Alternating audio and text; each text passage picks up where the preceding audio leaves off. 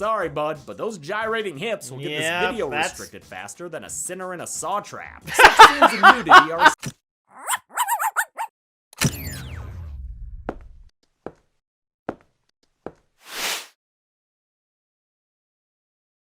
Hey guys, my name's Dan, and today's reaction comes from Dead Meat. This is X 2022 Kill Count. Now, this was one of those movies that I really tried to find a way to watch this for free, but it wasn't in the cart, so I had to buy it. But is it worth the money? Is it worth you buying it?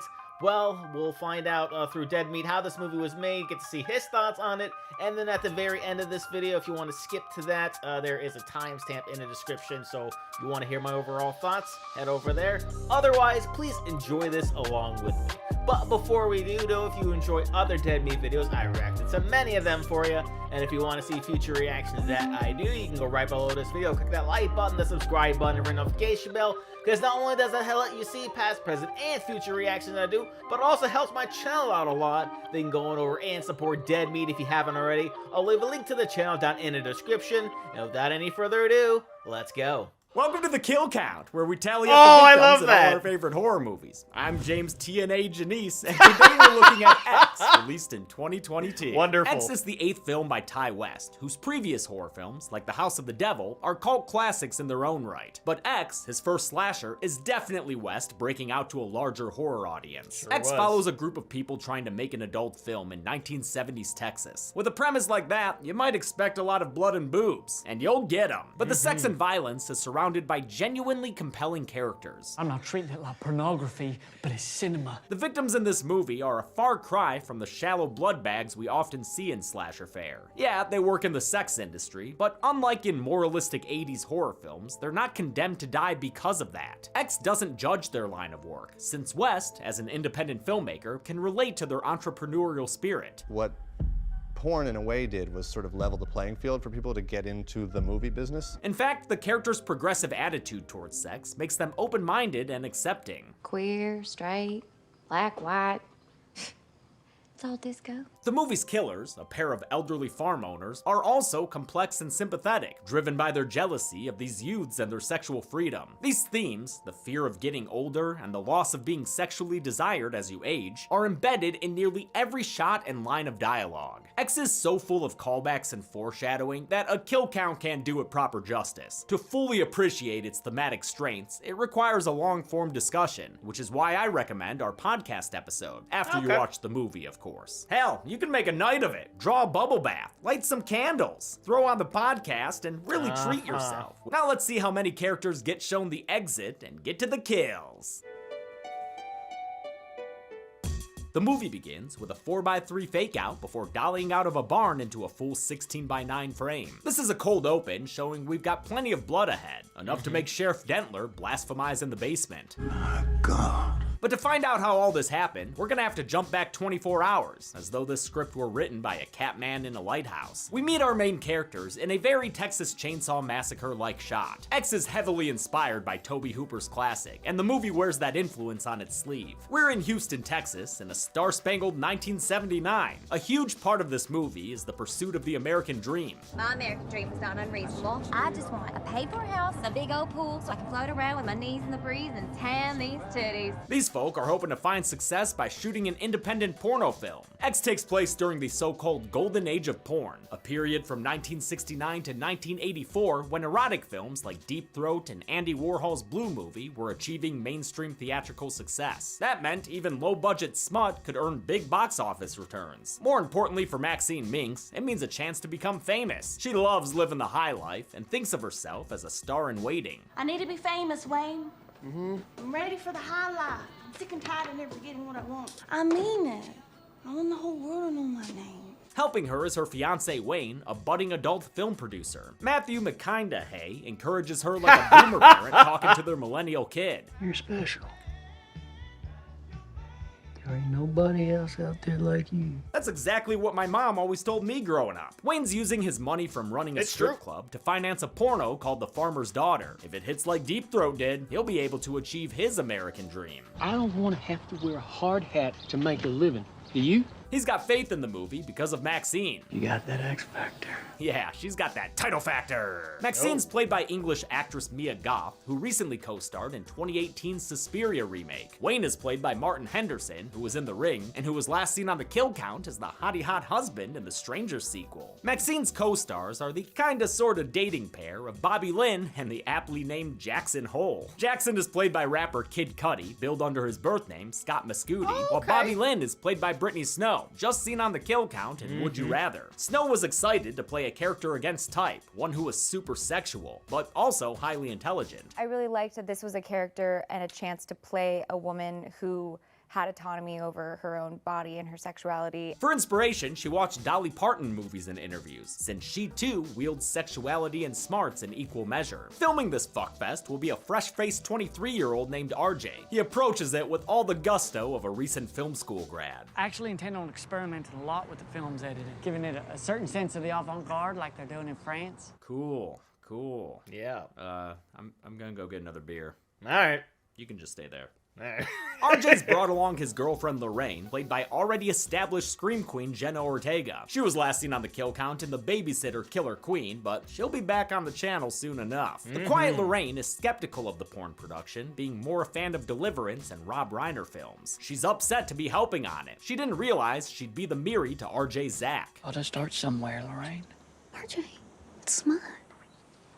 When did you become such a prude? Maybe when her Alba taught her, virginity is like a flower you can't uncrush. RJ is a clear stand-in for Ty West himself, even resembling him physically. He also reminds me of Tariq, the filmmaker character West played in You're Next. RJ's lines are basically West talking to the audience. It is possible to make a good dirty movie. That's exactly what he was setting out to do with X. Well, what would be the ultimate, like, sort of lowbrow exploitation thing of, like, sex and violence, and then how would you do something maybe a little more highbrow with it? He also wanted X to be edgy and taboo, feeling that modern horror movies were too soft. They have a quick road trip with experimental editing, like in France. Hey, I'm the next scene. Mind if I... Okay, I'm just coming in. This staggered editing will happen throughout the movie, but there's only one transition that can rightly be described as a cockwipe. They arrive at their destination, a remote farmhouse Wayne's found to save on budget. He meets with the farm's owner, Howard, and after a rocky first impression, the old man eventually leads the group to their guest house on the edge of the property. This location was a farm in Fordell, New Zealand. Despite taking place in Texas, X was shot in the land of the long white cloud, primarily around Wellington and Wanganui. Wonder if Martin Henderson enjoyed being in his home country. Howard is less than pleased that Wayne's violating his Airbnb's guest policy. I don't recall you mentioning you'd be bringing all these others. Wayne's attempt at gratuity doesn't smooth things over. I don't think I like you, Wayne.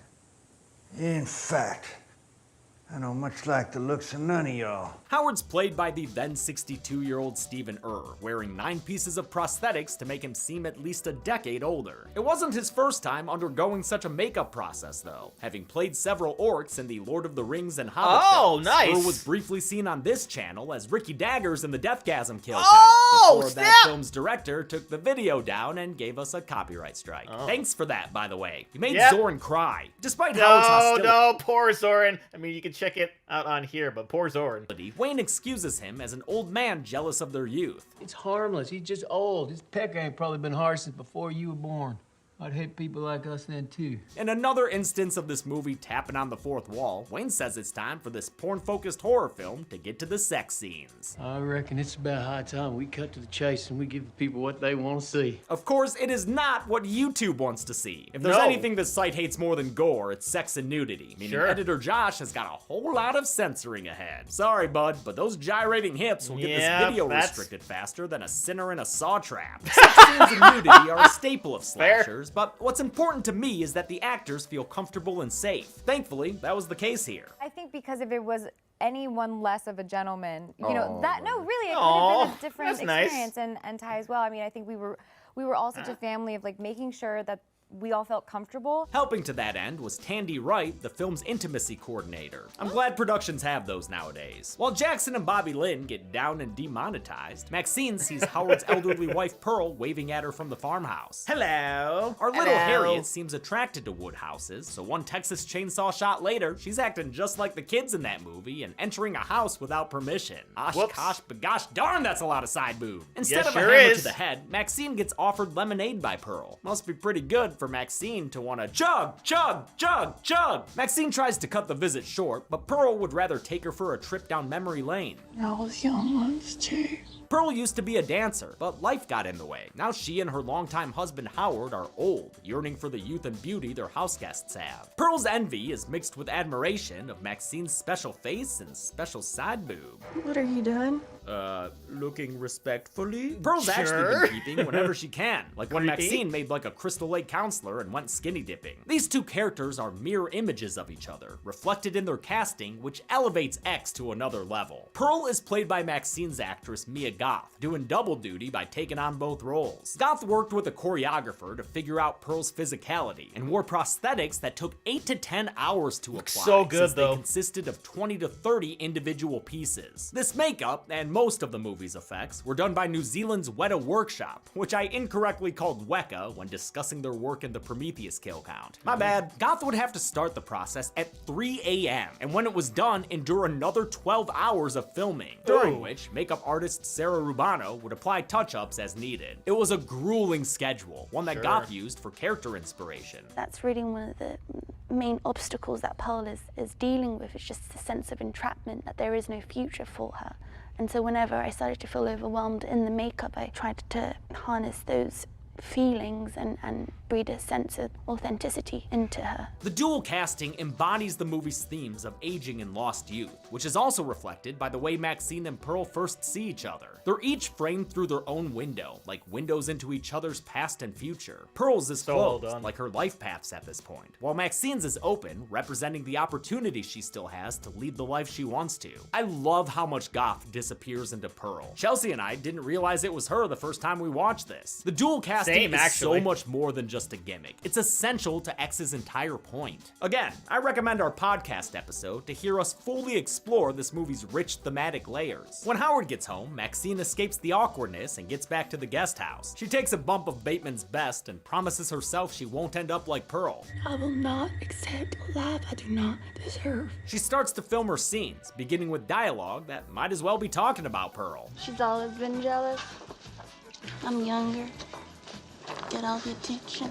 Maxine's presence seems to have made Pearl wake up. She grabs a brush and puts on a little makeup, but I don't think I trust in the arthritis homicide she's probably going to commit. Maxine maxes out the movie's sex scenes in more stuff that I can't show. Rest assured, she shows off that X factor. Her action with Jackson has a profound effect on everyone watching. Ooh, especially Lorraine. She likey. And who's that watching through the window? Why, it's Pearl, who wishes she were young with a man entering her pearly gates. She returns home, all horned up, and attempts to get it on, Mills Lane style, with Howard. But her swaying can't persuade her husband because he's worried about his heart health. You know I can't.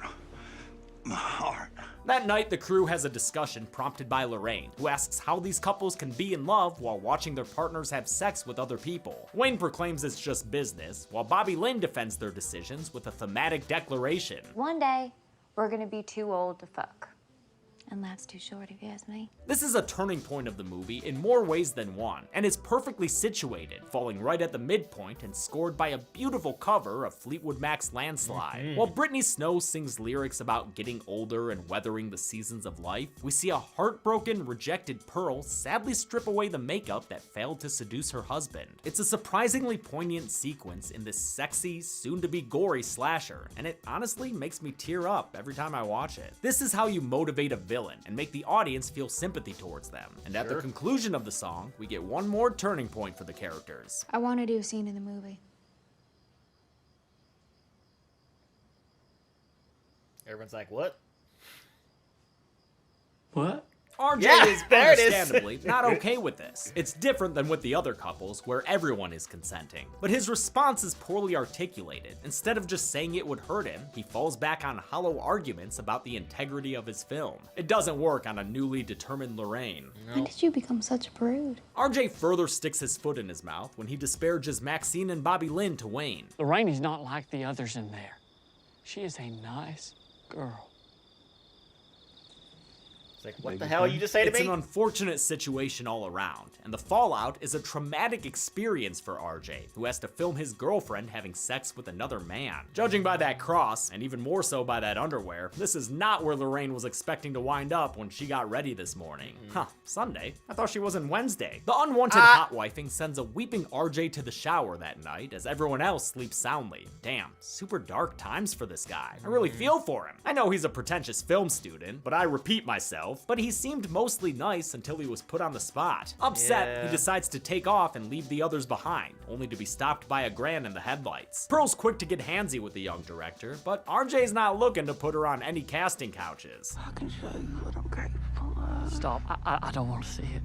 Maybe we should just go find your husband. Sick of being blue-beamed, Pearl stabs into RJ's neck as a way to take out her sexual frustrations. She mounts him and continues stabbing away while the van's radio blares Don't Fear the Reaper by Blue Oyster Cult. In fact, she stabs his neck so thoroughly that it ends up decapitating him against the ground. Good God. For the final shot of RJ's body, a twitching stunt performer laid with his upper body underground, while a fake torso and head were placed on top. Oh, that's the brutal cool. kill is shocking and unexpected, and kicks off the slasher half of the movie. In an eerie yet oddly beautiful scene, Pearl uses the skills she learned at Marcos and dances over RJ's body, echoing a photo she showed Maxine earlier. Sure The music did. switches to a cover of Wee Wee Marie, a 1918 song sung by singer-songwriter Chelsea Wolfe for this film. X's score was composed by Wolfe and frequent Rob Zombie collaborator Tyler Bates. It features eerie vocals, funky music for the porno, and sometimes moaning sampled from the movie's sex scenes. Lorraine notices that RJ is gone and worries that she drove him away. Huh, why might you think that, Lorraine? Yep. Of course you fucking did. She enlists Wayne in his banana hammock to help her find him, and I like that Wayne isn't creepy towards this young woman. He's more exasperated at having to help her at this time of night. I ain't getting in the middle of no more of this shit.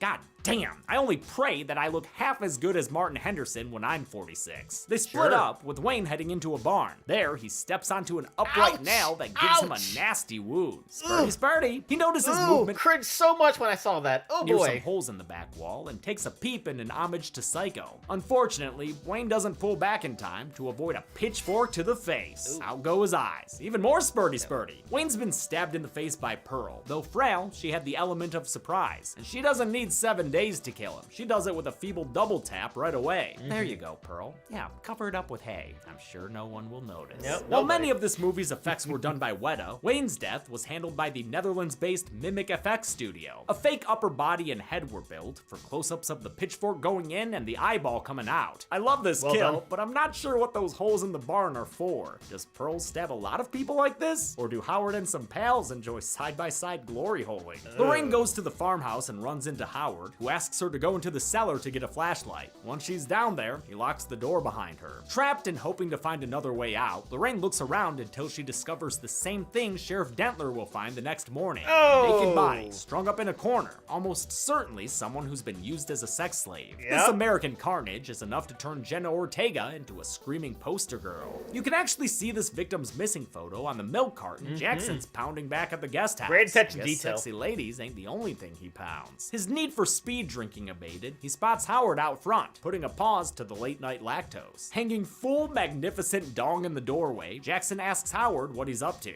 My wife, she's gone missing. Missing? She gets confused. It happens sometimes after dark. Jackson's a nice guy and has expressed solidarity with Howard since both of them served in the military. Howard in both World Wars, Jackson more recently in Vietnam. He agrees to help look for Pearl and puts away that anteater of his so they can head down to the lake. This is part of the reason I love X. The victims aren't assholes or bland meatbags just waiting to be killed. They're Not at nice, all. intelligent people who offer to help the elderly people trying to kill them. If she's out here, I'll find her. This was an imperative from Ty West. He was very adamant that he wanted these characters to be lovable, and he really wanted to develop these characters, which was important to me that by the time the story takes a turn, that you don't want these characters to die, that you're really invested in them. Using his tracking skills from Vietnam, Jackson unearths another psycho homage, a sunken car, possibly belonging to the man Lorraine found in the basement. Or maybe Herbie finally had enough, you know? He returns to Howard, who just like Pearl, is envious towards youth and vigor. You don't understand what it's like. You can still do as you please. Howard says that Jackson's been enticing his wife, and I love how Kid Cudi delivers his response. Yeah. Okay. Well... He's unable to say too much more before Howard shoots him point blank with his boomstick. Well, that's a bummer. Back at the guest house, the Grim Reaping Granny strips down to her birthday suit and gets her cuddle on with a sleeping Maxine. And she don't want anybody else. When she thinks about it, she touches herself. Oh, is she into the Elizabeth Bathory skincare routine? Gotta say, Pearl, not doing you too much good. When Maxine finally wakes up, her scream wakes up Bobby Lynn, who sees Pearl running out of the house. Bobby Lynn follows Pearl down towards the lake, where she finds her standing naked on the dock. Assuming she's having some kind of confused episode, she rushes over to help the elderly woman. Just like Jackson, she's going out of her way to be nice, although Pearl takes her tone as condescending. My Nana gets confused sometimes as well. Believe it or not, I even thought about becoming a nurse one day. So, okay, why don't you come with me? Oh! Yep. I don't need a nurse. Pearl calls Bobby Lynn a whore, and we get another absolutely hilarious reaction. Okay. Yep. You know what? Though Nominee is used to dealing with the heartless, she bites back and insults Pearl right in the sore spot. It ain't my fault you didn't live the life you wanted. That gets her shoved into the lake, where an alligator attacks her and kills her in a terrifying death roll. Ooh. The sequence was achieved using 3 different mechanical alligators, with a stunt double performing the more intense parts of the death roll. Snow views her death with hometown pride. I'm originally from Florida, so death by alligator, I feel like I represented where I'm from accurately. This eaten alive homage didn't come out of nowhere either. The low-key gator was seen when Maxine was taking her Jennifer's body-like skinny dip. Nice little attention to detail there. Got her even. It was a close crawl. Lorraine finds a hatchet next to some swammy, slippy, slappy. Oh, Samson paints. I was way off. She uses it to Jack Torrance her way through the door, but Howard dashes her ambitions and fingy bones with the butt of his shotgun. He regroups with Pearl, and the Sin Keepers leave for the guest house, where Maxine has figured out that something's wrong. She hides as the curmudgeonly killers search for her. Even though Howard has Lorraine in the cellar for Pearl, she wants Maxine and Maxine only. This one was different. She had something special. Bet y'all didn't expect this movie to be about old people killing youths and kidnapping them for sex slaves, huh? The geriatric Jack and Jill the Rippers share a tender moment together. Tell me I'm special. Of course you are. Again, for as evil as their actions are, Ty West makes you feel sympathy for Pearl and Howard. They're ravaged by old age, something that none of us can escape. So you're almost happy for them when they finally decide to bang like they lived in the villages. What if my heart can't take it?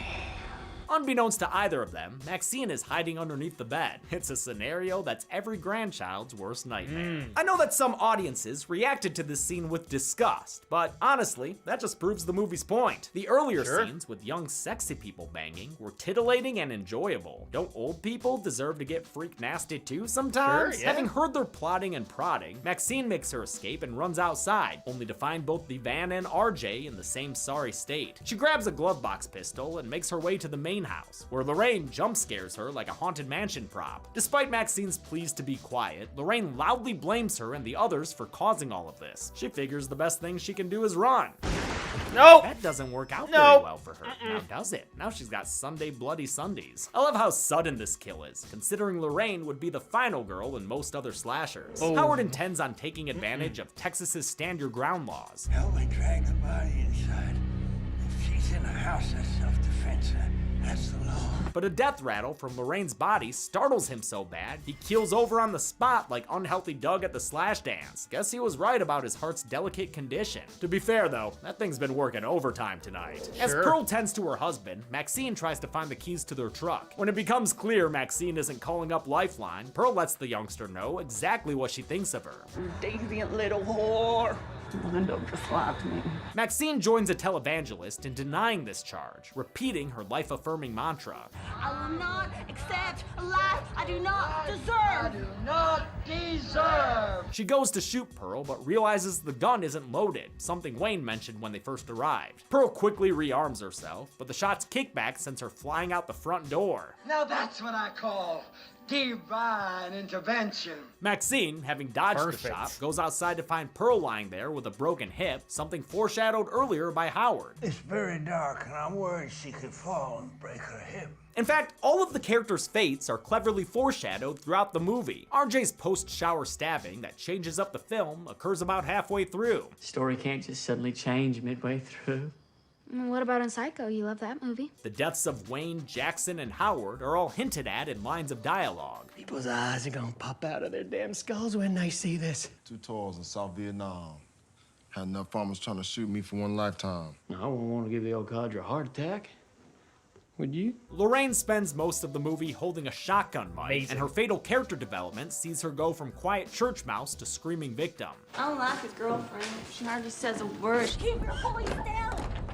Don't tell me to be quiet. And at the very beginning of the movie, Bobby Lynn walks through a foreboding mural with an alligator on it. Oh, X is chock full of details that really reward multiple viewings. The survivalist strolls past the fallen senior citizen as she shouts defiant words from the ground. You're not special. Paying her no mind, Maxine reverses the truck over Pearl's head, putting a splattery end to her night of murder and sexual frustration. Goodbye, Pearl! Maxine drives away down the road in a much more optimistic inverse of Texas Chainsaw's ending. Back in the present, the pastor in that church broadcast is revealed to be Maxine's father. We pray one day she'll find her way home to us. It's implied that pressure from her father, seen on TVs throughout the film, is what caused her to rebel and wind up in this lifestyle. It ain't healthy keeping those feelings locked away inside. Sheriff Dentler takes a break from voicing Power Rangers characters and tries to piece together the crime scene. He may have some help in the form of RJ's camera. When asked what he thinks they'll find on it, This he line. ends the movie with a wink to the audience. This line. I see one goddamn fucked up heartbeat. Oh, so good! X Factor having X-rated extras were X-terminated? Let's find out and get to the numbers. Whoa, whoa, whoa, whoa. We'll get to your numbers in a second, but first, you've got a porno to shoot. And action! Oh, excuse me.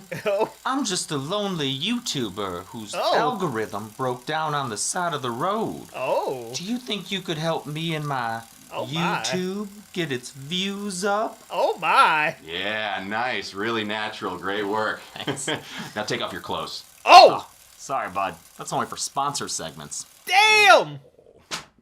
I mean, that's fair. Oh, all right, Zoran. All right, man. What a weird guy. 8 people died in X, with the victims consisting of 5 men and 3 ladies. What a stimulating porno pie chart. This same count and breakdown could also be seen in 5 previous kill count episodes, including last week's Child's Play 2. With a runtime of 106 minutes, that left us with a kill on average every 13.25 minutes. Golden Chainsaw for coolest kill has a lot of options, but I'll give it to RJ. It kicks off the movie's bloody second half, and is such a severe stabbing that it ends in a decapitation. Brutal. Dull Machete for lamest Yeah, mine is the alligator one. It's just so cool to watch. kill will go to Jackson, since it's mostly off screen, and I really like that guy. And Me that's too. it. X came out earlier this year in 2022, and theater goers were treated to a post-credits trailer for a prequel called Pearl. This entire-ass other movie was shot secretly by Ty West at the same time he made X. It shows us Pearl's origins and comes out in just 2 weeks on September 16th. I'll Cool. cover it after it's out on Blu-ray, but until then, I'm James A. Janice. This has been The Kill Count. On the next Kill Count. Here comes the bride, bleached with peroxide. Barbie, eat your heart out. After 10 years of killing and Ade doing the Dambala, it's time our bachelor blood buddies settled down. Will you be my bride? And what better Barbie for the killer Ken than the hilarious, sexy Jennifer Tilly? He's great. Hello, Dolly. Bride of Chucky ditches the Child's Play title and takes the series in a new comedic direction with genre self-awareness, Why does that look so familiar? pop culture references, What would Martha Stewart say? Fuck Martha Stewart. and dull sex. You're never gonna fucking believe this. Yep, all sex. That is sick. Calm down, you prudes. They're married. Kiss me. Okay. So relax this weekend and watch Chucky, even if he doesn't want you watching him. Rude fucking doll. And on Sunday, make sure to RSVP for the Kill Count Recount, only on Dead Meat. If you know what's good for you, you are going to love, honor, and obey. Bride of Chucky, you can currently be watched That'll on be picture fun to streaming watch platforms. when it comes time to react to that. But as far as this goes, I absolutely loved it. It did take a little bit for me to get really into it, but the more I was watching it the way through, the more I was like, yeah, this is pretty cool, because all the characters are very sympathetic, even the killers in this case, and I just love the attention to detail, subtle references here or there, and I'm one of those people who I love a movie that really rewards people that really pay attention to what's going on. And to where you see deaths happen, and it's like, oh, wait a minute, didn't they say this thing, or didn't they show this little scene before that had, the alligator thing? Perfect. One of the better horror movies I've seen in quite some time, at least newer for me. I do encourage you to seek this one out. It's definitely worth the money, and definitely worth your time. So that's going to do it for me here. But before I go, though, I want to give a huge shout out to all of my $5 and up supporters on Patreon. Luchador, Cruising, Wolverine 310, Multi-Disturb 666, Jordan Bird, Lauren Davenport, Kester Crotich, Amber K, Raymond Bright, Joshy, Roadrunner 1967, and Chris Curtis. And if you too look to have your name read at each and every one of my videos, plus many other fun goodies, maybe having me react to a past kill count or two, please head on over to patreon.com/DDReactor. The link will be right there, and in the description with many different tiers for you to choose from. And if you'd like to have an easier way to get in contact with me, maybe talk about today's reaction, head on over and join the channel Discord, and we can chat with others about other reactions that I've done, or find out a little bit more about me, because I'm basically on there all the time. And with that being said, comment down below. Let me know, what did you think about X? Please leave a like if you enjoyed. Also want to see past reactions I've done to other Dead Meat videos. I got a nice playlist right over there for you. Share this video, subscribe if you haven't subscribed already. Ring notification bell because I put new videos every single day. And I'll see you guys next time.